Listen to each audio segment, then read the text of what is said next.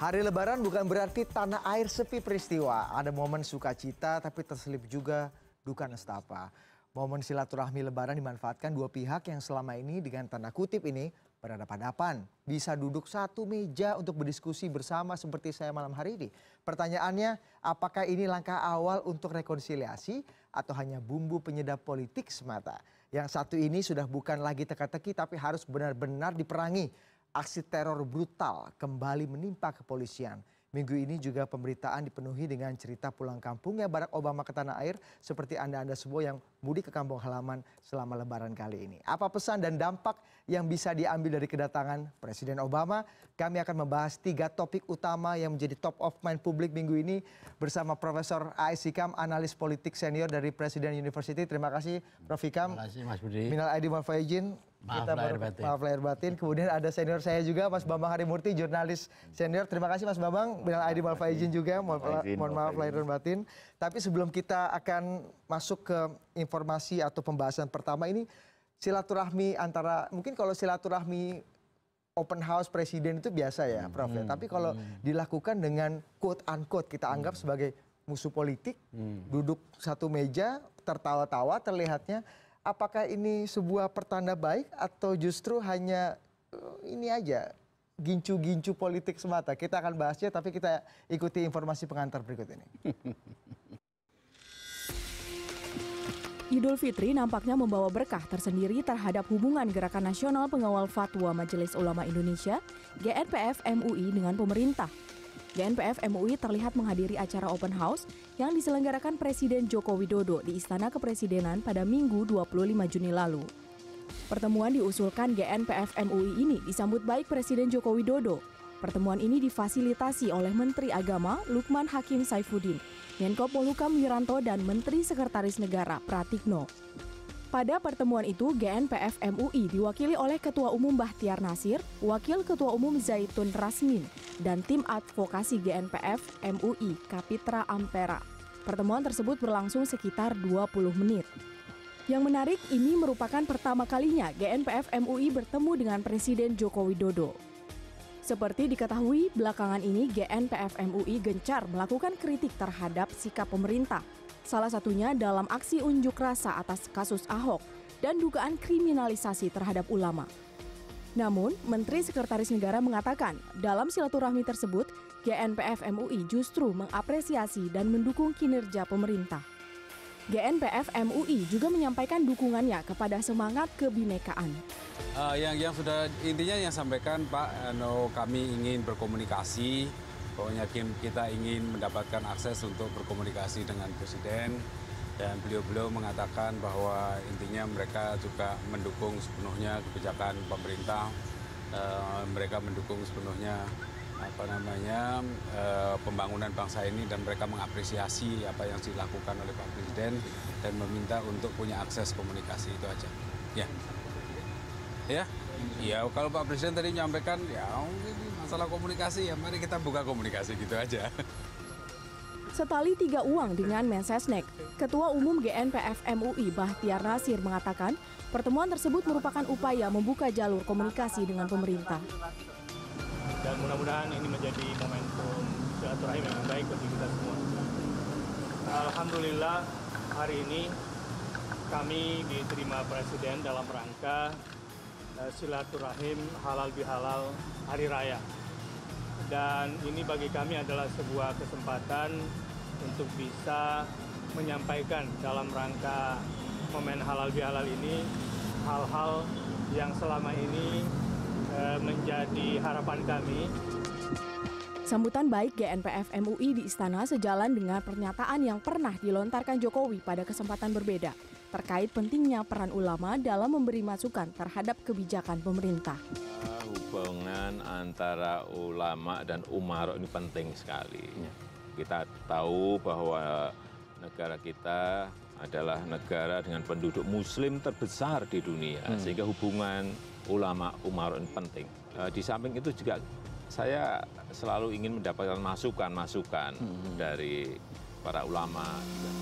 Masih dalam kesempatan yang sama, pada 19 Juni lalu, Presiden juga angkat suara terkait dugaan adanya kriminalisasi ulama.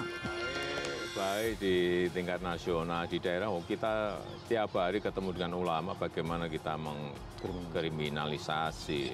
Enggak lah, kita enggak ada pikiran seperti itu. Kalau ada hal yang berkaitan baik dengan masalah-masalah hukum, pasti di situ ada bukti hukum, di situ ada fakta hukum, yang itu juga urusannya aparat hukum, baik urusan kepolisian, urusan kejaksaan, atau kalau korupsi urusan KPK. Pertemuan sudah terjadi. Pengkritik kebijakan pemerintah sudah mengubah menjadi sanjungan. Lantas, pertanyaan pun muncul. Hasil apa target GNPF MUI dari komunikasi ini? Suci Bancin, CNN Indonesia. Itu tadi, menarik sekali kata-kata terakhir. Kritik sudah berubah jadi sanjungan. Tapi apakah nanti sanjungan itu bertahan berapa lama sanjungannya? Saya akan ke Prof. Ikam dulu. Ini apa yang bisa Anda lihat? Ini tanda-tanda rekonsiliasi atau hanya gincu politik seperti tadi kita sudah bahas? Ya, kita kan selama Lebaran ini sudah mengalami dan mengikuti proses komunikasi ini kan.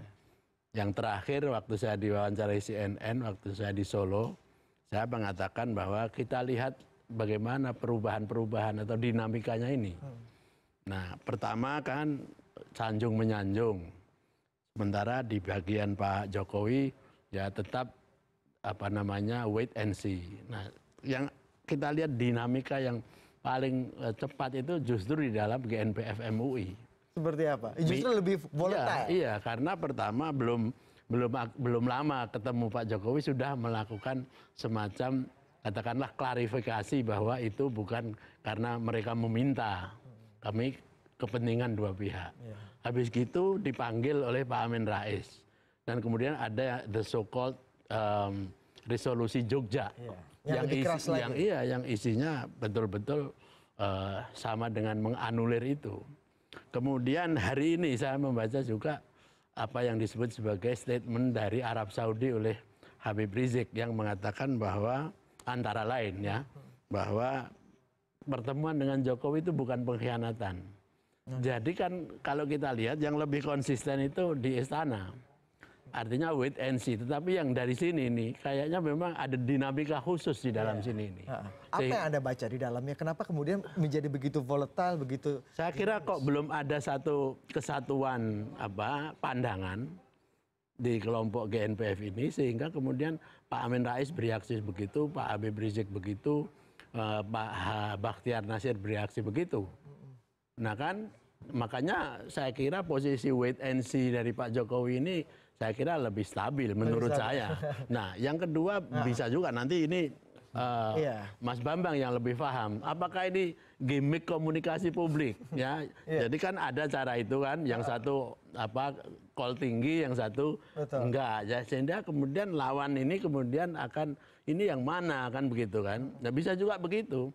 Tetapi kalau saya sebagai pengamat politik mengatakan bahwa ada semacam belum ada kesatuan ini dan ini makin jelas ketika ada kabar bahwa akan ada kongres kelompok GNPF. Nah di situ barangkali kita nanti akan melihat secara lebih substantif sebetulnya arahnya kemana. Karena arahnya itu kan dua Mas, rekonsiliasi atau revolusi, ya kan? Dan sangat jelas yang disebutkan oleh Habib Rizik itu. Dan kubu-kubunya Anda lihat ada di dalam GNPF itu. Setidak-tidaknya dari apa yang terjadi beberapa waktu ini agak kelihatan bahwa ada belum kesepakatan. Saya tidak mengatakan pecah ya, tapi belum ada satu kesepakatan bagaimana mengambil jalan rekonsiliasi itu yang gimana.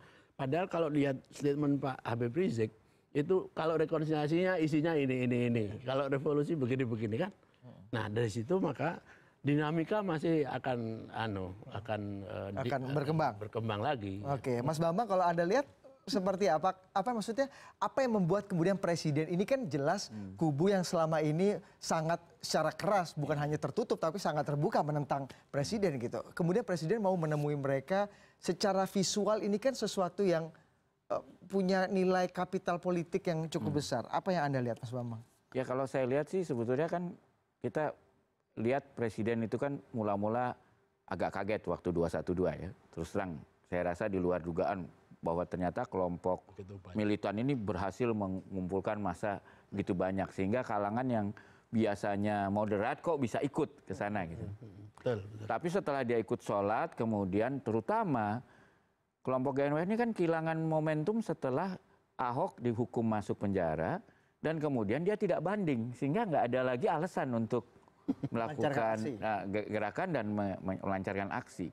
Sehingga mereka seperti kehilangan angin itu. Kalau kapal layar tuh hilang angin yang tadinya punya angin buritan besar, loh sekarang anginnya nggak ada. Apalagi terus mau isunya ngapain? Malahan bisa berbahaya. Kenapa? Karena sekarang dari pihak presiden kan, saya kan tidak intervensi hukum dalam kasus Ahok. Saya juga tidak akan intervensi hukum kalau Habib Rizik di kasus hukum, kalau Anda kena kasus hukum, ya kalau pasal-pasalnya dilanggar, ya saya sama-sama dong tidak. Wah mereka kuncup dong ini. Di satu sisi kehilangan massa, karena massa sudah terpuaskan dengan proses hukum Gubernur Basuki. Di sisi lain, proses yang sama akan melindas mereka. Tapi isu yang kemudian mereka angkat kan juga terkait dengan kriminalisasi ulama. Ya, tapi kan itu sudah dinetralisasi. Kita lihat kan Presiden Jokowi selama Ramadan itu safari kan. Bagaimana mereka menamakan diri Gerakan Pengawal Fatwa MUI, sementara ketua MUI-nya sendiri merasa sudah tidak perlu. Iya kan? Mereka kan kehilangan esensi dari gerakan itu. Sedangkan yang dihadapi sekarang kemungkinan proses kriminalisasi bukan kriminalisasi ulama karena ulama-ulamanya sudah dikunjungi Jokowi dan sudah dinyatakan aman. Jadi siapa yang akan dikriminalisasi? Nah, ini yang kebakaran. Dan kita lihat mereka mulai pecah. Ada yang menganggap ya daripada kita diproses lebih baik buru-buru kompromi. Ada yang kabur ke luar negeri, ya kan? Ada yang mau menggalang kesatuan. Jadi kelompok ini basically pecah sekarang. Tapi kan basically pecah, pasti ada faksi-faksi juga di dalamnya. Tapi kan paling tidak ketika mereka keluar memberikan statement, permintaannya masih sama. Melepaskan tokoh-tokoh yang mereka anggap dikriminalisasi. Kalau misalnya Presiden Jokowi ingin quote-unquote nih, berkompromi dengan mereka. Seberapa penting dan seberapa perlu Presiden kemudian demi stabilitas politik dan keamanan mengabulkan permintaan mereka, Mas Bambang? Kalau saya sih lihat apa yang disebut Obama kemarin menarik ya. Dia bilang memang ini kan problem dari sosial media nih. Karena sosial media internet ini membuat kita bisa mengisolasi diri kita cuma dengerin pendapat yang sependapat sama kita dan mengfilter yang berlawanan dengan kita. Sehingga kita bisa jadi tambah besar jurang perbedaan ini. Nah saya kira yang dilakukan Pak Jokowi itu persis seperti yang dikatakan Obama. Ini harus dijembatani gitu loh. Sehingga betul-betul yang berantem itu yang benar-benar ekstrim di dua sisi. Yang moderatnya ini nggak perlu lagi berantem. Oke lah kita berbeda tapi so what gitu loh. Ya masih bisa diselamatkan. Masih bisa diselamatkan. Biar aja yang berantem tuh yang memang radikal. Ada yang kabur ke luar negeri. Ada yang mau menggalang revolusi. Ya udah biar yang itu aja. Tapi yang sebetulnya semata-mata merasa tersinggung. Udah selesai dong tersinggungnya. Ya kan. Bahkan kalau menurut saya sekarang bisa nyatakan kalau kan kartunya berbeda sekarang. Kalau saya nggak proses hukum, yang udah dihukum bagaimana? Ya kan? Gimana? Kalau kamu minta dia kasih gerasi ke Ahok, oke, kasih gerasi ke Ahok, kalian nggak diproses, selesai. Tapi kan enggak. Jadi, nah sekarang bisa nggak di sini? Jadi buah si malakama juga nih, Mas Bambang. Jadi buat saya ya itu that's politik kan, mencari di mana kita bisa ketemu dalam satu titik kesamaan kepentingan. Ini apa yang mau dimainkan sebenarnya Prof. Ikam di antara kedua kubu ini? Presiden Jokowi yang juga punya kepentingan, kelompok GNPF yang juga masih punya misi politik tertentu gitu. Politik dan misi hukum tentunya. Ya bagi Pak Jokowi yang terpenting adalah stabilitas. Stabilitas politik terutama. Karena apapun yang dilakukan beliau dalam pembangunan infrastruktur, ekonomi, dan lain sebagainya, tanpa stabilitas terutama dengan kelompok yang disebut sebagai kelompok Islam ini, tetap akan menjadi persoalan terus. Nah, tetapi pada pihak lain yang dari GNPF dan teman-temannya itu, saya belum melihat ada pergeseran target. Yaitu bagaimana memperlemah Pak Jokowi. Anda lihat targetnya memang itu? Exactly, sejak zaman masalah Ahok itu. Malah mau menggulingkan. Justru targetnya Presiden Jokowi. Kalau beliau malah lebih tegas lagi. Nah kalau saya paling tidak memperlemah karena akan ada 2019. Nah selama Pak Jokowi tidak melihat bahwa target utama itu akan bergeser menjadi kepentingan rekonsiliasi yang akan mensupport stabilitas, saya kira beliau juga akan wait and see juga. Nah makanya kan kita juga melihat dinamika di dalam kelompok yang tadi itu yang Mas Bambang malah sudah mengatakan pecah, saya masih belum. Berarti ada misi politik dong, Prof. The whole thing ini politik, Mas. Okay. Makanya kalau kita melihat wacana di situ kan beda kan. Mereka menganggap masalah Ahok ini masalah hukum. Tetapi kalau masalah Habib Rizik, ini masalah politik. Baik. Jadi penyelesaiannya dikiranya adalah beda. Kalau Ahok ya memang seperti itu sudah bagus. Menjadi tersangka, kemudian proses hukum semuanya ya. Tapi kalau Habib Rizik enggak, malah kalau bisa itu adalah dihapuskan semua karena ini adalah kriminalisasi ulama. Jadi political intervention itu adalah bagi mereka adalah sangat politis. Oke, kalau bagi Presiden Jokowi tadi kata Prof Hikam sendiri yang penting stabilitas keamanan. Bagi saya yang penting adalah kita harus break dulu, kita akan lanjutkan diskusinya usaha jeda berikut ini. Kami akan segera kembali.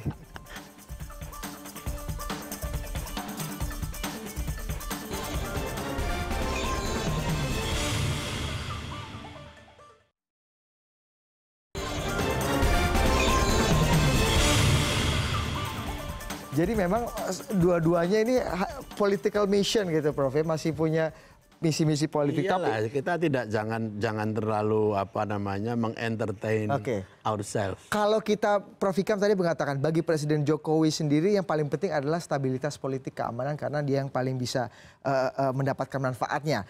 Lalu kan salah satunya kalau misalnya ada kelompok yang masih menentang dan menuntut-nuntut kemudian membuat situasi politik keamanan menjadi lebih gaduh gitu.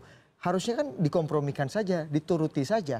Dampaknya untuk Presiden Jokowi atau seberapa perlu sebenarnya Presiden Jokowi menuruti kelompok mereka sehingga stabilitas bisa terjaga? Kalau saya justru risikonya sangat tinggi kalau Pak Jokowi hanya memberikan sesuatu seperti blank check gitu ya, cek kosong begitu. Sebab nanti pendukung Pak Jokowi akan melihat, loh ini gimana ini? Ahok saja yang begitu dekat dengan beliau dan juga kasusnya itu sangat kontroversial saja, beliau tidak akan memberikan leverage politik sama sekali.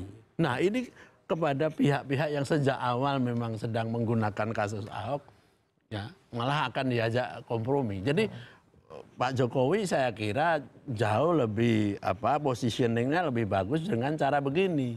Jadi biar di sana itu jelas supaya rakyat juga tahu sebetulnya ini konsisten apa enggak yang disebut rekonsiliasi atau revolusi itu yang sebelah mana. Sebab kan masih ada dua ini. Nah tetapi kan faktanya di dalam kelompok GNPF sendiri itu masih belum solid juga. Bahkan kalau menggunakan istilahnya Mas Bambang tadi, kalau betul-betul ada perpecahan, jangan-jangan juga ada semacam upaya untuk saling mengambil posisi leading. Karena kan suka atau tidak suka sekarang ini Habib Rizik dengan ada di Arab Saudi walaupun bisa menggunakan segala macam medsos dan lain sebagainya, tetap saja Anda harus mempunyai kepemimpinan yang real untuk berhadapan dengan pemerintah. Kan ketua umumnya masih ada, Bahtiar Nasir. Itu atau sekretaris kan? Keluarga alumninya masih ada. Nah itu dia, makanya ada tetapi kan di dalam sana kan ada kelompoknya Pak Amin Rais juga. Ya, ada Muhammadiyah dan lain sebagainya yang memang juga share kepentingan di sana. Nah, di dalam setiap kelompok kayak begitu itu pasti akan ada siapa yang sebetulnya ke depan. Dengan absennya Habib Rizik, maka kemungkinan hal itu terjadi sangat terbuka. Itu sebabnya saya menjelaskan kenapa Habib Rizik harus memberikan statement, ya, untuk tetap membuat ini solid. Ya kan, kalau enggak ngapain Habib Rizik harus membuat statement bahwa harus tetap menjadi satu, mulai dari GNPF, kemudian Barisan Bela Islam, kemudian Cyber Islam, Cyber Army, dan lain sebagainya supaya tetap menjaga ini. Berarti apa pesannya? Pesannya ada something wrong. Nah kalau kemudian Pak Jokowi jumping into that, apalagi membeli kartu cek kosong tadi itu, di samping bakal tidak akan menyelesaikan persoalan di sini, ini publik dan terutama pendukung Pak Jokowi, ingat 2019 itu sudah tinggal setahun loh ya. Jadi menghandle persoalan seperti ini, politik seperti ini, nanti jangan-jangan malah bukan stabilitas yang diperoleh. keraguan lagi dari pihak yang justru seharusnya dirangkul. Justru akan kehilangan banyak pendukung juga dibanding kemudian bisa mendapat dukungan dari kelompok yang berseberangan gitu. Belum lagi yang di dalam istana, Mas. Polri ini kurang apa kerja untuk kayak begitu itu. Nah, bayangkan kalau Kayak kemudian begitu tuh apa, Bro? ya baginya memproses hukum secara sangat serius, sangat prosedural. Lah kok mau terus ada kompromi itu loh. Ya, ya paling tidak polisi diberi kesempatan. Kan dianggap Polri sebagai biangnya kriminalisasi. Menurut yang menuduh. Iya, tetapi gitu. publik juga tahu bahwa polisi sudah in the right track. Kan gitu. Mas Bambang, dampaknya seperti apa Mas Bambang? Jika tadi kalau kita katakan ya kemungkinan rekonsiliasi masih mungkin. Rekonsiliasi itu kan pasti ada take and give, ada satu yang diberi, ada kita mendapat sesuatu. Ya pasti presiden ngasih sesuatu, quote unquote insentif dong. Dan rekonsiliasi dengan pihak yang mana? Ya, kan? iya. Jadi kalau kita lihat kan paling tidak ya sekarang kalau kita lihat secara garis besar aja. Kan ada Rizik yang bersembunyi di Arab ya, karena kalau dia pulang dia akan diproses secara hukum. Ada Bahtiar Nasir yang melakukan rekonsiliasi, tapi ada kelompok Amin Rais yang ingin terus melawan dan melakukan gerakan-gerakan perlawanan. Nah kalau ada rekonsiliasi itu kan yang baru jalan dengan kelompok Bahtiar Nasir ini, gitu, ya kan? Jadi ada dua kelompok nih, Bahtiar Nasir. Anda bisa identifikasi dua kelompok ini sekarang? Tiga malah menurut saya. Tiga. Ya. Yang pertama? Pertama ya Rizik sendiri yang memilih untuk tidak pulang ke dalam negeri. Ada Bahtiar Nasir yang memilih untuk berekonsiliasi dengan presiden.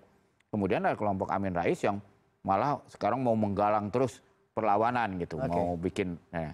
Nah ini mana yang masanya paling berat? Sebetulnya kalau menurut saya, kalau setelah peristiwa Ahok ini, kalau betul kriminalisasi ulama itu sesuatu yang populer, kan harusnya Rizik pulang aja di sidang, itu kan bisa jadi momentum bagi kelompok Amin Rais untuk mengatakan kriminalisasi.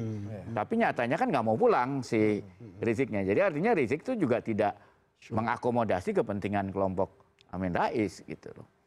Nah, tapi saya kira ini kalau kita lihat pemerintahan Jokowi biasa dilakukan ini. Kan kalau digebuk Golkar, atau Golkarnya pecah.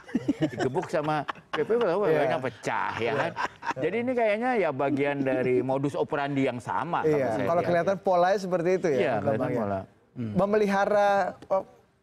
Memelihara fait accompli di dalam ini, untuk presiden sendiri keuntungannya apa dong? Kalau presiden sendiri ya pertama kalau lawan politiknya pecah kan udah pasti menguntungkan. Ya kan? Apalagi kalau sebagian dari lawan politiknya kemudian berekonsiliasi, itu kan tambah untung lagi buat dia. Dan saya kira juga ini kan dia harus membayar ya. Kemarin kan karena ribut-ribut kemarin itu banyak soal ekonomi juga nggak selesai. Sekarang dia ada PR lain. Sekarang dia harus harus menggolkan Perpu untuk soal pajak itu tentang bahwa orang pajak boleh melihat dana-dana itu ya untuk menambah. Kemudian dia harus memastikan bahwa semua proyek-proyek besarnya selesai.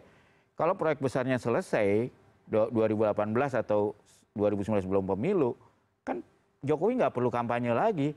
Dia tinggal tunjuk aja itu hasil kerja-kerja saya gitu. Tapi kalau diganggu secara politik, ini gagal, mangkrak semua, dia malah pasti nggak jadi. Jadi oke. Kalau pilihan paling cerdas yang perlu dilakukan sebenarnya Prof, untuk bisa, kita kan juga publik menginginkan sebenarnya kondisi politik sosial yang cukup stabil. Tapi kan kadang-kadang prinsip-prinsip juga perlu kita harus jaga dan tegakkan gitu. Bagaimana kemudian kedua kubu ini bisa berlayar di antara karang-karang yang susah untuk bisa menegakkan prinsip, tapi juga stabilitasnya juga tetap terjaga? Kalau saya sih kalau memang prinsipil ya Mas ya. Dan karena semua ini kan basically harus ada trust ya antara kelompok yang dua, walaupun yang satunya kita belum tahu siapa yang really represented ya. Tapi kalau memang mau serius nih, saya kira jalan rekonsiliasi sejak awal itu memang yang terbaik. Cuma kemudian kalau mau rekonsiliasi ini kan Pak Jokowi juga mesti melihat ya apakah bisa orang-orang ini atau kelompok ini mendapat trust dari beliau. Nah, kalau masih geseh seperti itu, belum ada kesatuan, jangan-jangan tiwas diberikan istilahnya itu, diberikan trust, ternyata mereka bukan jalan rekonsiliasi, tapi jalan revolusi. Yang kedua, saya yakin seperti yang saya pernah katakan, Pak Jokowi tetap akan konsisten dengan persoalan jalan hukum. Oke. Sebab kalau tidak, maka risiko legitimasi beliau di mata publik jauh akan lebih besar. Ketika intervensi. Kalau kemudian masalah hukum ini dianggap sebagai sesuatu yang bisa ditukar dengan rekonsiliasi politik. Kenapa? Karena kasusnya Habib Rizik dan Khattab dan lain-lain itu ada banyak, Mas. Ya kan, Habib Rizik saja kan kasusnya ada yang sudah jelas tersangkanya aja udah ada 2. Lalu Al-Khattab, lalu Bakhtiar Nasir pun kan masih juga statusnya kan masih diperiksa juga gitu kan. Nah oleh karena itu tidak bisa dong paket itu kemudian 3 in 1 dan sekarang enggak. Pak Jokowi pasti nanti juga punya kekhawatiran ditagih oleh pendukungnya. Oke. Ya kan, dan jadi bagi saya ya by necessity beliau akan konsisten dengan jalan hukum. Nah kalau yang pecah tadi itu sudah jelas jalan mana, nah Pak Jokowi akan menyodori ini loh. Kalau kita mau rekonsiliasi, hukum tidak bisa diganggu-gugat. Nah sekarang pilih yang mana, kan gitu. Nah tapi rekonsiliasi anyway akan tetap dianggap dipakai sebagai payung besar. Karena ini kan memang tipikal Pak Jokowi. Betul. Pak Jokowi tidak akan pernah kemudian frontal seperti itu. Walaupun tidak frontal pun yang lain pada pecah kan akhirnya kan. Mau pindahin pedagang aja harus makan siang 50 kali gitu kan. Jadi ini bagian dari rekonsiliasi. Mas Bambang, ini kalau kita ibarat sinetron tersajung 1 sampai 6 gitu ya. Ini ujung ceritanya seperti apa? Akankah benar ancaman revolusi itu betul-betul make sense atau memang ini hanya bargaining politik yang perlu didengar oleh pemerintah? Kalau menurut saya ancaman revolusi paling enggak oleh kelompok tertentu dianggap sangat possible pada saat sekitar 212 gitu ya. Karena ada rencana untuk menyerbu MPR, menduduki segala macam. Mereka terus mengadu domba antara TNI dan polisi dan sebagainya. Tapi kelihatannya sekarang sebagian dari mereka pun udah sadar bahwa ternyata itu tidak seperti yang mereka duga. Sehingga mereka kan sekarang surut nih. Surutnya mau kemana ya. Dan saya lihat memang kalau lihat Pak Jokowi sebetulnya ada pertemuan kepentingan hukum dan politik itu. Saya bayangin lah, ini hipotesis saya aja lah ya. Misalnya sekarang kan diproses juga dong Rizik dan kawan-kawan itu. Masuk, divonis, masuk penjara. Tapi kan presiden punya hak politik memberi gerasi. Tapi kalau dia memberi gerasi pada dua-duanya atau amnesti pada dua-duanya, bisa. Tapi pada dua-duanya gitu. Ya, atau ya sekarang lihat aja, kalau enggak ya proses hukum jalan terus. Yang penting pulang dulu kemudian sehingga proses hukumnya bisa jalan. Kalau nggak pulang kan proses hukum itu yang paling proporsional adalah kembali dulu, ya kan? Iya. Ya kan kalau nggak kembali jadi kayaknya dramanya masih akan cukup panjang nih Prof. Ya, tarik menariknya, negosiasinya, rekonsiliasi atau rekonsiliasonya akan masih cukup panjang. Kalau istilah yang populer bola ada di tangan GNPF dan kawan-kawan. Pak Jokowi menunggu kejelasan mereka kan begitu. Kita akan lihat ke bolanya akan ditendang kemana oleh GNPF MUI, tapi yang sudah kemarin menendang bola dan kemudian membuat publik Indonesia selama 1 minggu tapi ada satu tambahan, Pak Jokowi bola di tangan mereka dan proses hukum terus jalan. Itu masalahnya. Itu paling penting sehingga public trust juga tetap terjaga gitu ya. Tapi yang menjadi perbincangan juga selain pertemuan antara Presiden Jokowi dengan GNPF MUI adalah kedatangan Barack Obama ke Indonesia, Mas Bambang kemarin. Dari Hawaii nih. Ya, Mas Bambang ini sama-sama punya kedekatan emosional dan spiritual dengan Obama. Nanti kita akan bahas kedatangan Obama di Indonesia usaha jeda berikut ini.